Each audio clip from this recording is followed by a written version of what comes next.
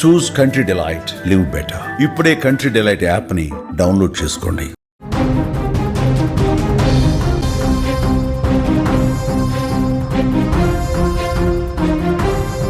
హితీక్ష హత్య కేసులో కొత్త కోణాలు వెలుగులోకి వస్తున్నాయి. పోలీసుల అదుపులోకి వెళ్ళిన తర్వాత, హత్య చేసినట్టు అంగీకరించిన తర్వాత మమత చెప్పిన మాటలు కుటుంబ సభ్యులనే కాదు పోలీసులను కూడా అవాక్కు గురి చేస్తున్నాయి. ఇంతకీ హితీక్ష హత్య ఎందుకు జరిగిందో తెలుసా? 20 లక్షల రూపాయల డబ్బుల కోసం. అసలు పంచాయతీ అంతా ఆ 20 లక్షల రూపాయల డబ్బు దగ్గరే మొదలైంది. ఎప్పుడైతే హితీక్ష పిన్ని మమత ఉద్యోగం చేయడానికి కొంతకాలం లోకల్గా ఒక ఉద్యోగం చేసింది. ఆమె MBA చదువుకుంది. ఉద్యోగానికి వెళ్తూ వస్తున్న మమత, ఆమెకు కొన్ని దురలవాట్లు ఉన్నాయి. ఆ దురలవాట్లలో అతి ప్రమాదకరమైన దురలవాటు ఆన్లైన్లో బెట్టింగులు కాయటం, పేకాట లాంటివి ఆడటం. హితీక్ష హత్యకి ఆన్లైన్ బెట్టింగ్ ఒక ప్రధాన కారణం అంటే నిజంగానే ఆశ్చర్యం కలుగుతుంది. హితీక్ష అత్యంత దారుణంగా హత్యకు గురవడానికి, తన పిన్ని చేతుల్లో అత్యంత దారుణంగా హత్యకు గురవడానికి, తన రక్త సంబంధీకుల చేతుల్లోనే అత్యంత దారుణంగా హత్యకు గురవడానికి కారణం ఆన్లైన్ బెట్టింగ్. ఎందుకంటే మమత, ఎవరైతే హితీక్ష పిన్ని ఇప్పుడు హంతకురాలు మమత ఉందో, ఆ మమత కొంతకాలంగా ఆన్లైన్లో బెట్టింగులు కాసేందుకు 20 లక్షల రూపాయలు ఖర్చు చేసింది. ఆ 20 లక్షల రూపాయలు బంధువుల నుంచి, తెలిసిన వాళ్ళ నుంచి అప్పులుగా తీసుకుంది. ఆ అప్పులుగా తీసుకున్న తర్వాత ఆ డబ్బుని తిరిగి చెల్లించకపోవడంతో హితీక్ష బంధువులు, అప్పులు ఇచ్చిన వాళ్ళు హితీక్ష ఇంటికి రావడం మొదలుపెట్టారు. అంటే వీళ్ళు నివాసం ఉంటున్న, మమత నివాసం ఉంటున్న, అంటే నిజానికి మమత భర్త లక్ష్మణ్, మమత అక్క హితీక్ష తండ్రి నవీన్, అట్లాగే వాళ్ళ తాత మదన్, ఈ ముగ్గురు దుబాయ్లో ఉంటారు. ఇంట్లో నవీన, మమత, అట్లాగే వీళ్ళ అత్త లక్ష్మి, అట్లాగే వాళ్ళ ఆడపడుచు ఒక అమ్మాయి ఉంటుంది. 4 ఆడవాళ్ళు మాత్రమే ఇంట్లో ఉంటారు. అయితే మమత చేసిన అప్పులతో, మమత అప్పులు చేయటం, బెట్టింగ్లో డబ్బులు కోల్పోవడంతో అప్పులు ఇచ్చిన వాళ్ళ ఇంటికి రావడం మొదలుపెట్టారు. ఎప్పుడైతే అప్పులు ఇచ్చిన వాళ్ళ ఇంటికి రావడం మొదలుపెట్టారో, మమతను నిలదీయటం మొదలుపెట్టారో, ఆ కుటుంబంలో కొంత కల్మషం అంటే గొడవలు స్టార్ట్ అయ్యాయి. దీంతో మమత ఆ ఇంట్లో తక్కువ, అంటే చిన్న చూపుకు గురైంది. మమతని పక్కన పెట్టారు. మమతని కుటుంబ సభ్యులు నిర్లక్ష్యం చేయడం మొదలుపెట్టారు. సహజంగా అన్ని కుటుంబాల్లో జరిగినట్టే ఇక్కడ కూడా జరిగింది. మమత తప్పులు చేయడం వల్ల ఆ ఇంట్లో దోషిగా మారింది. ఏ తప్పు చేయకుండా కుటుంబం కోసం పనిచేయటం వల్ల నవీన ఆ ఇంట్లో అతి ఎక్కువ గౌరవాన్ని అందుకుంది. కుటుంబానికి పెద్ద దిక్కులా ఉంది నవీన. ఫ్యామిలీ మెంబర్స్ అందరినీ నవీన మెయింటైన్ చేసేది. ఆ ఇంట్లో నవీన ఏం చెప్పితే జరిగేది. ఈ పెత్తనాన్ని మమత తట్టుకోలేకపోయింది. అందుకే నవీనని తన సొంత అక్క అయినప్పటికీ, తన పెద్దమ్మ కూతురు అయినప్పటికీ నవీనని ఏదైనా చేసి కన్నీళ్లు పెట్టించాలి, ఏడిపించాలి, నవీన పైన పగ తీర్చుకోవాలని చాలా రోజులుగా మమత ఒక ప్లాన్ వేసుకొని ఉంది. ఆ ప్లాన్లో అమలులో భాగమే హితీక్ష హత్య.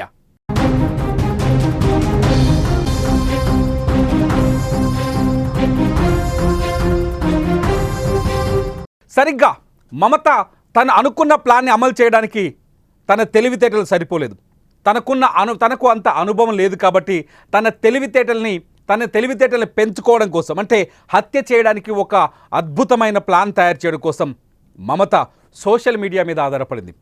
సోషల్ మీడియాలో కావచ్చు, సినిమాలో దొరికే సీన్స్ కావచ్చు, యూట్యూబ్లో ఉండే వీడియోస్ కావచ్చు, గతంలో కొందరు నేరస్తులు చెప్పిన ప్లాన్లు కావచ్చు, వీటన్నింటినీ విన్న మమత ఒక మాస్టర్ ప్లాన్ రెడీ చేసుకుంది. ఎప్పుడైతే ఇంట్లో నవీన ఉండదో, లేకపోతే ఇంట్లో వాళ్ళు ఊరికి వెళ్తారో, ఇంట్లో తను ఒక్కతిగా ఉంటుందో, ఆ సమయంలోనే హితీక్షని లేపేయాలి, చంపేయాలని నిర్ణయించుకుంది మమత. ఆ అవకాశం మొన్న మొహర్రం పండగ సందర్భంగా దొరికింది మమతకి. మొహర్రం పండగ కోరుట్లలో, కరీంనగర్ జిల్లాలో కోరుట్లలో మొహర్రం పండగ అద్భుతంగా భారీ ఎత్తున నిర్వహిస్తారు. మొహరానికి భారీ ఎత్తున బంధువుల్ని పిలిపించుకుంటారు. మొహరం రోజు రకరకాల విన్యాసాలు, సాంస్కృతిక కార్యక్రమాలు ఉంటాయి.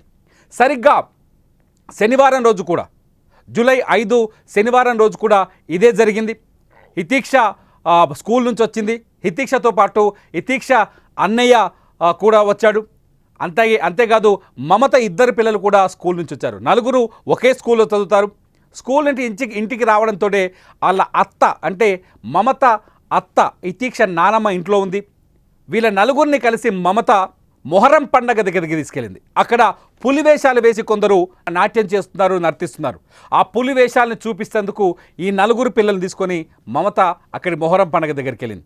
కాసేపు అక్కడ ఉన్న తర్వాత మమత ఒక మాస్టర్ స్కెచ్ వేసింది. నిజానికి మొహరం పండగ దగ్గరికి వెళ్ళేటప్పుడే మమత ఒక కటింగ్ ప్లేయర్, మనం ఇంట్లో కరెంటు వైర్లు కట్ చేయడానికి వాడే కటింగ్ ప్లేయర్ని, అట్లాగే కూరగాయలు కోసే చాక్ని, ఈ రెండింటిని ఒక కవర్లో పట్టుకొని మొహరం పండగ దగ్గరికి వెళ్ళింది. మొహరం పండగ దగ్గరికి వెళ్ళేటప్పుడు మమతతో పాటు ఆమె చీర కట్టుకొని ఉంది. ఆ సమయంలో చీరలో ఉంది. తన వెంట ఒక కవర్ ఉంది. ఆ కవర్లో ఒక కత్తి అట్లాగే ఒక కటింగ్ ప్లేయర్ ఉంది.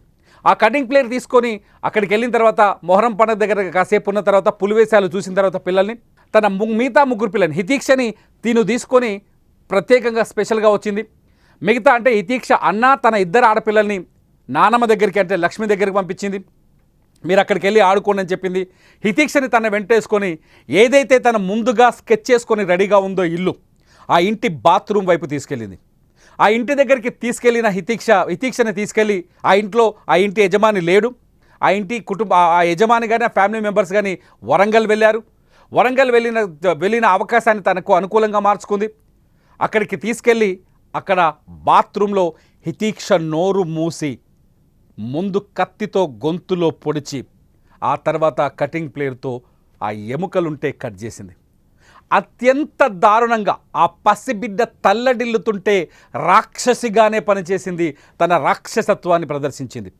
ఆ పసిబిడ్డ ఏడుస్తుంటే నొప్పి నొప్పి అని ఏడుస్తుంటే నోరు మూసి బిడ్డ గొంతు కోసింది ఈ మమత. ఎంత రాక్షసత్వం!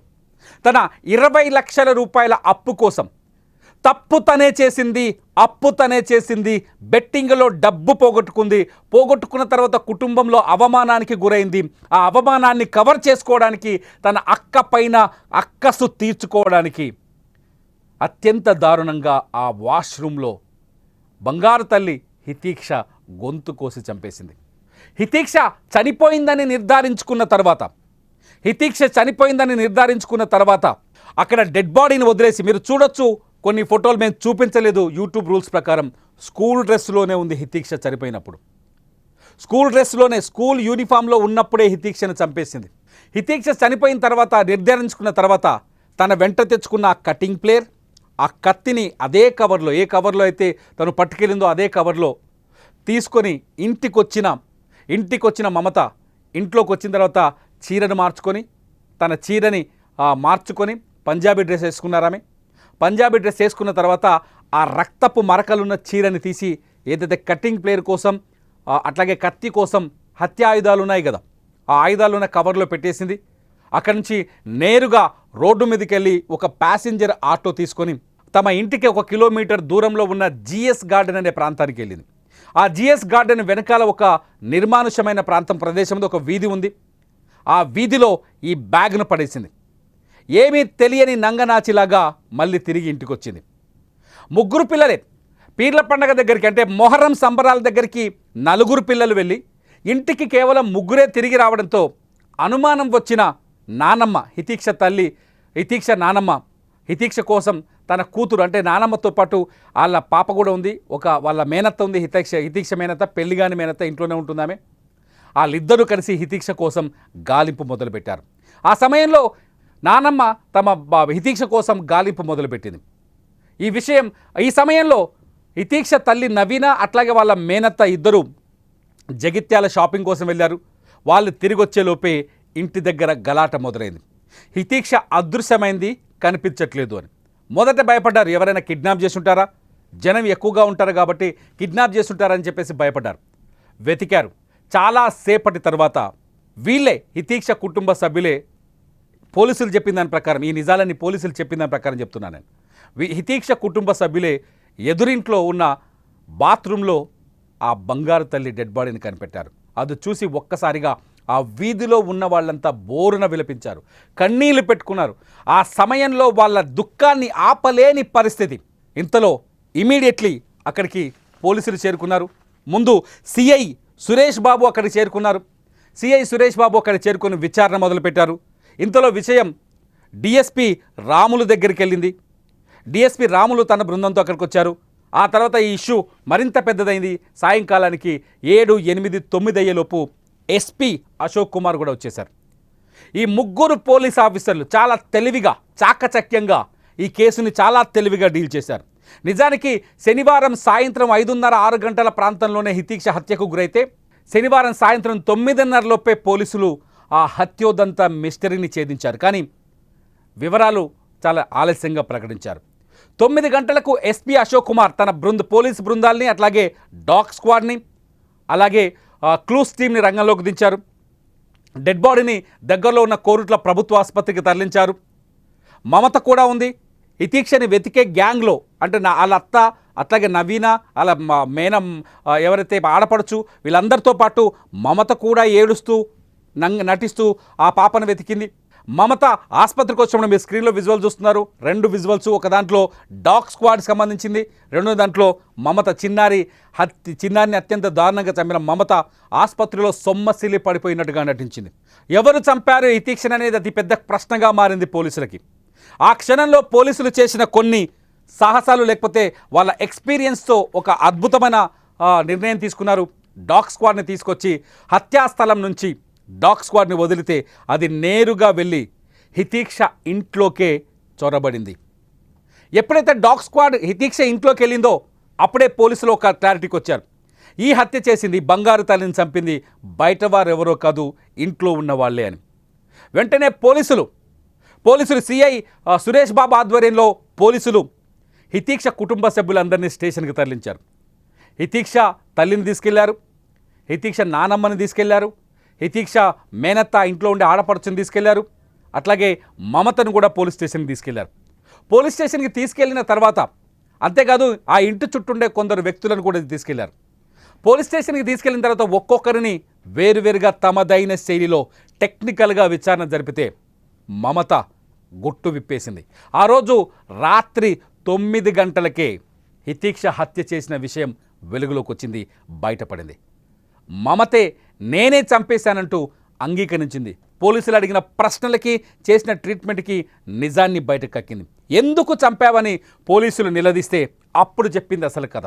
తనకు బెట్టింగ్ ఆడే అలవాటు ఉందని, తను డబ్బులు తీసుకున్నానని, బయట వ్యక్తుల నుంచి డబ్బులు అప్పుగా తెచ్చుకున్నానని, 20 లక్షల రూపాయల వరకు ఆన్లైన్లో బెట్టింగ్లో పోగొట్టుకున్నానని, ఎప్పుడైతే తను డబ్బులు పోగొట్టుకున్నానో ఇంట్లో వాళ్ళు తనని తక్కువగా చూడటం, చిన్న చూపు చూడడం మొదలుపెట్టారని, పెత్తనమంతా తన తోటి కోడలైన నవీనకి ఇచ్చారని, నవీనాని జీవితాంతం కష్టపెట్టాలి, ఏడిపించాలి, ఆమె పైన కక్ష తీర్చుకోవాలనే ఉద్దేశంతో హితీక్ష మర్డర్కి ప్లాన్ చేశానని నవీన పోలీసుల ముందు అంగీకరించింది. మీరు చూస్తున్నారు స్క్రీన్లో వీడియోస్. మమత పోలీసుల ముందు ఇన్వెస్టిగేషన్ తర్వాత బయటకు వస్తున్న వీడియోస్. నవీన మీద కక్ష తీర్చుకోవడానికి మమత ఈ ప్రయత్నం అంతా చేసింది.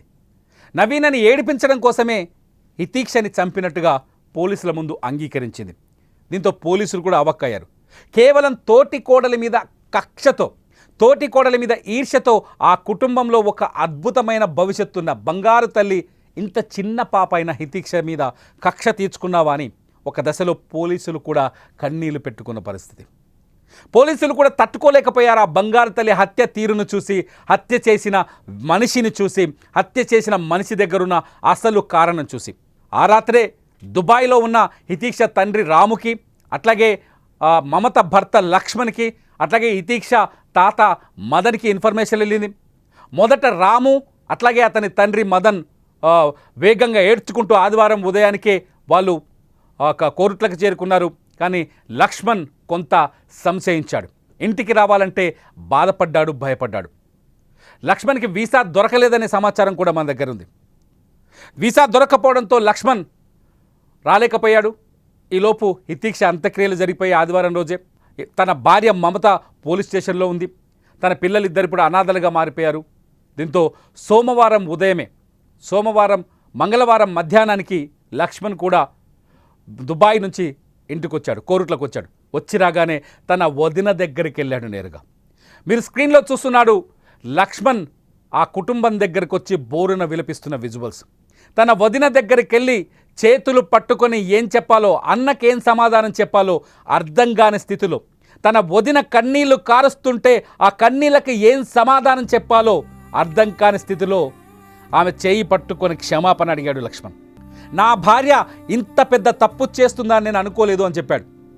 లక్ష్మణ్ కన్నీళ్లను చూసి రాము వాళ్ళ కన్నీళ్లను చూసి తట్టుకోలేని పరిస్థితి. రాము చాలా స్పష్టంగా చెప్తున్నాడు, నా తమ్ముడు చాలా మంచోడు, నా మరదలే ఈ హత్యకు అసలైన కారకురాలని చెప్పేసి.